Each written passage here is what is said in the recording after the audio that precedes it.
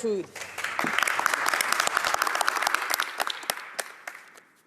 Bonjour, Madame la Présidente. Comme c'est la première fois que je prends la parole en cette Chambre, je tiens à mentionner que je suis très honoré de me trouver parmi vous pour y représenter les citoyens de la circonscription de la Prairie. Tout en demeurant fidèle à mes engagements et aux idéologies de notre parti et de notre chef, l'honorable Justin Trudeau, j'entends travailler avec acharnement et détermination pour être le porte-parole digne de leur confiance. Si vous me le permettez, Madame la Présidente, j'aimerais d'abord remercier ma conjointe Francine Gingras pour son indéfectible appui. Un grand merci à mes enfants que j'adore de tout mon cœur, Caroline et Jason, ainsi qu'aux enfants de ma conjointe, Michael et Jenny Manta, pour leur encouragement. Un chaleureux merci aux citoyens de ma circonscription et à la vaillante équipe de bénévoles qui m'a accompagné tout au long de ces 78 jours de ma campagne. Sans leur appui, je ne serais pas ici, en ces lieux où la démocratie s'exprime.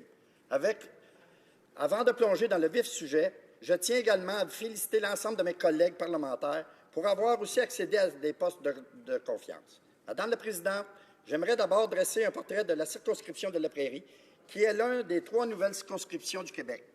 Je pourrais vous en parler durant des heures, mais je m'en tiendrai à l'essentiel. Je connais ma circonscription par cœur car j'y ai mes racines. Non seulement j'y ai vu le jour, mais durant 55 ans, j'ai été un témoin privilégié de son développement. Située sur les rives du majestueux fleuve Saint-Laurent, à proximité de Montréal, la circonscription de la Prairie offre un monde de contrastes. Elle s'établit sur une superficie de quelque 295 km² où s'insère la MRC de Roussillon. La MRC la plus peuplée au Québec, avec ses 99 815 habitants. La moyenne d'âge de la population y est de 38 ans, d'où la présence de nombreuses jeunes familles. La population de la circonscription est mi-urbaine et mi-rurale, qui n'a rien d'étonnant puisque les meilleures terres agricoles de la vallée du Saint-Laurent s'y trouvent. La communauté Mohawk de Kanawake se trouve également sur ce territoire. La circonscription de la Prairie jouit d'une position géographique privilégiée. Le fait d'être situé aux abords du fleuve Saint-Laurent, de la métropole montréalaise et des grands axes routiers tels que la 30 et la 15 Sud, d'un important réseau ferroviaire et des frontières américaines lui confère un haut potentiel économique et se traduit par une activité bourdonnante à tout point de vue. Ce qui m'amène, Madame la Présidente, à vous parler de la richesse de notre patrimoine et de notre culture. Fondée en 1667, la ville de la Prairie est considérée depuis 1975 comme un joyau de l'histoire canadienne, grâce à son architecture et à la concentration de ses pièces archéologiques. À Saint-Constant, le musée ferroviaire canadien, premier en importance au pays, 3e au monde, fait revivre de grands pans de notre histoire autour de sa collection de véhicules ferroviaires uniques.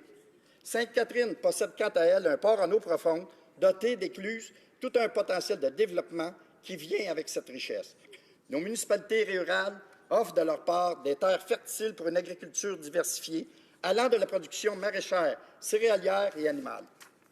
Madame la Présidente, c'est un héritage unique, nourri la fierté des citoyens que je représente et qui ont encore le bien-être de leur famille. Tout au long de ma campagne électorale, je me suis engagé à être leur porte-parole à la Chambre des communes afin de connaître leurs besoins et à faire tout ce qui est en mon pouvoir pour contribuer à leur mieux-être. D'autre part, Madame la Présidente, je tiens à remercier le Premier ministre et son bureau pour la confiance qu'ils m'ont accordée lorsqu'ils m'ont nommé secrétaire parlementaire au ministre de l'Agriculture et de l'Agroalimentaire. Comme vous le verrez, au cours de mon mandat, l'agriculture, c'est ma vie. Je suis né sur la ferme de mes ancêtres, j'y ai grandi et j'y ai élevé ma famille. Cette ferme spécialisée en production de lait, de céréales et de légumes de transformation est passée aux mains de la 5e génération grâce à mon fils qui en prend la relève. Durant toutes ces années où j'ai été un producteur actif, je me suis toujours engagé au sein de la communauté agricole, partageant leurs joies et leurs peines.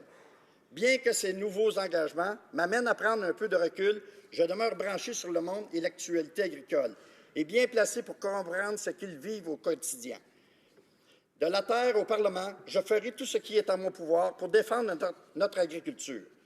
Vous savez, en agriculture, on ne se retrousse pas les manches, on les arrache. Madame la Présidente, ce secteur d'activité mérite d'être considéré pour ce qu'il est, c'est-à-dire une force vitale. Au Canada, l'agriculture et l'agroalimentaire constituent le premier secteur d'emploi. Il génère sur une base annuelle 108 milliards de dollars, 6,6 % du PIB et 2 300 000 emplois. Chaque jour, plus de 200 000 fermes nous mettent la table et nous alimentent de céréales, fruits, légumes, produits laitiers, viande et autres. Il y a toutefois une menace qui plane sur ce beau portrait, celle qu'un jour, l'offre ne suffise plus à la demande. Il est de notre devoir de nous assurer que les Canadiens et leurs familles puissent toujours compter sur des aliments sains et nutritifs produits dans le respect de l'environnement et dans un souci de pérennité. Répondre aux besoins essentiels de la population implique aussi de veiller à la santé de nos agriculteurs et de notre agriculture. Madame la Présidente, il faut bien l'admettre, dans ce monde en profonde mutation, l'alimentation de notre peuple est devenue un enjeu de sécurité nationale. Il faut savoir que l'agriculture et l'agroalimentaire occupent le deuxième secteur en importance de nos exportations. Au fur et à mesure que tombent les frontières, notre agriculture doit redoubler d'ardeur et d'ingéniosité pour s'adapter aux effets de toujours changeants, plus marqués que par la mondialisation. Quand ce n'est que des changements climatiques. Certains producteurs tirent bien leur épingle du jeu, d'autres non. Entre 2001 et 2006, plus de 17 500 fermes, entreprises ont dû quitter le paysage canadien. Il faut arrêter cette hémorragie qui laisse des traces physiques et psychologiques chez nos familles agricoles. Tout au long de notre campagne électorale, Madame la Présidente, nous avons constaté la grande nécessité de donner des outils nécessaires aux Canadiennes et aux Canadiens afin qu'ils puissent avoir accès à une saine alimentation tous les jours. La mise au point d'une politique alimentaire nationale s'impose. Seulement au sein de ma circonscription, au cours des 2 dernières années, le recours aux banques alimentaires a fait un bond de 28 %. À l'échelle canadienne, on estime à 2 500 000 personnes le nombre d'individus qui doivent composer avec l'insécurité alimentaire, ce que le gouvernement définit comme l'incapacité de se procurer une consommation et de consommer des aliments de qualité en quantité suffisante de façon socialement acceptable, ou l'incertitude d'être en mesure de le faire.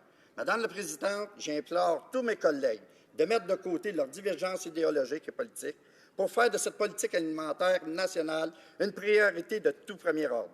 Notre politique alimentaire, telle que je la vois, aura pour objectif de répondre aux besoins actuels et futurs des Canadiens et de leurs familles, tant en termes de qualité que de quantité, dans une perspective responsable. Elle devra aussi voir à soulager nos agriculteurs d'un fardeau qui a pris des proportions surhumaines, alors qu'on exige toujours de plus d'efforts de leur part.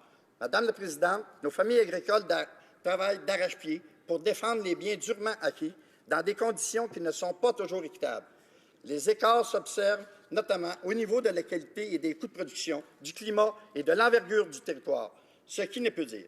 Cette situation qui a trop duré est complètement inadmissible et nous devons y remédier pour que ces acteurs de premier plan fassent partie de la solution. Je suis prêt à m'investir et à donner le meilleur de moi-même pour la mise en œuvre d'une telle politique. J'en fais d'ailleurs la raison d'être de ma présence ici à Ottawa. Évidemment, les régions ont un rôle crucial à jouer dans l'atteinte de ces objectifs. Chaque région a aussi ses particularités. Il est de notre devoir de reconnaître leur rapport et exploiter judicieusement la richesse que leur offre.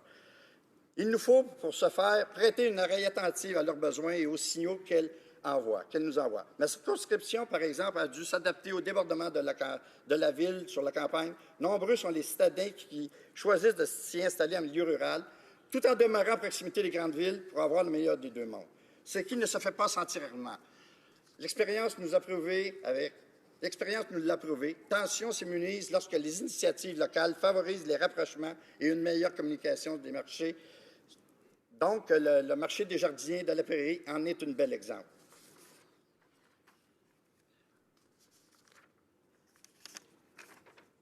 Madame la Présidente, l'attitude d'ouverture qui est la nôtre nous incite par ailleurs à améliorer les conditions de vie des communautés autochtones et à y investir dans leur éducation. Pendant trop longtemps, leur système d'éducation a été sous-financé et leurs enfants ont payé le prix.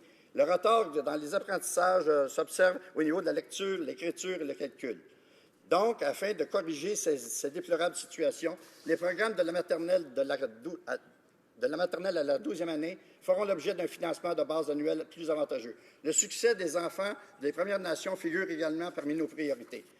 Madame la Présidente, tous nos gestes sont là pour le confirmer. La société de demain se bâtit à partir dès aujourd'hui.